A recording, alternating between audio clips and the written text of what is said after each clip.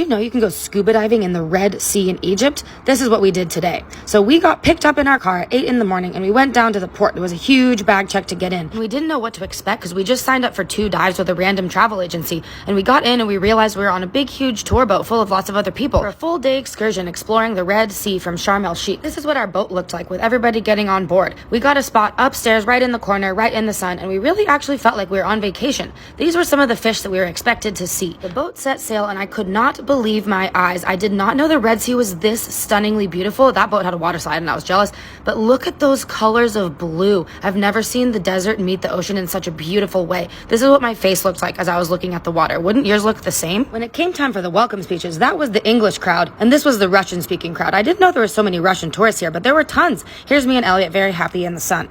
We talked to our dive instructor and started getting all of our dive equipment ready. We learned that we were actually the only 2 certified scuba divers on the whole boat, which was pretty cool because we got private tours. Here's Elliot setting up his own gear because he's now an instructor and showing off his new tattoo. Our boat sailed all the way around the most southern point of the Sinai Peninsula called Ras Mohammed. Here's some of the views from there. Isn't it beautiful? This area is a nature reserve full of tons of coral reefs and really beautiful scuba diving and snorkeling spots. Look how happy Elliot looks looking at the amazing views. We just were on top of the world. I couldn't stop recording the water because each view that we came up upon just seemed that much better than the next. October, November is a perfect time of year to visit this area because it's not as hot as it is in the summer. This boat looked really cool. I think they also have live-aboard trips where you can go diving and snorkeling and live on board of a ship for about a week. This was our first stop. I didn't even realize those were people at first, but I brought out my David Attenborough voice. Here you see large crowds of Homo sapiens as they gather on a very small beach outside of the water. Homo sapiens adore things like this. Anyway, Elliot brought out his Speedo. We didn't realize we'd be on such a big boat, so he was a little nervous because he lost weight and his Speedo was a little big. I told him that his butt disappeared and he was like, you know what? It did disappear.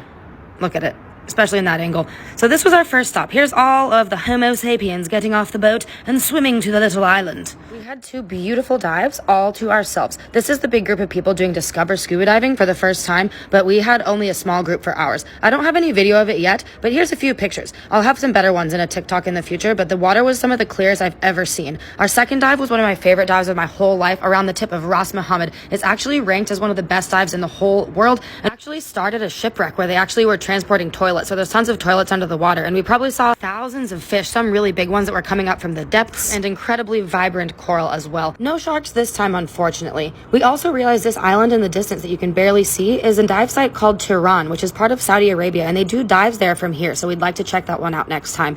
Anyway, on the way back, the sun set over the Red Sea, over the desert, and it was the perfect treat to wrap up a beautiful day on the Red Sea. Can't wait to explore more of this area.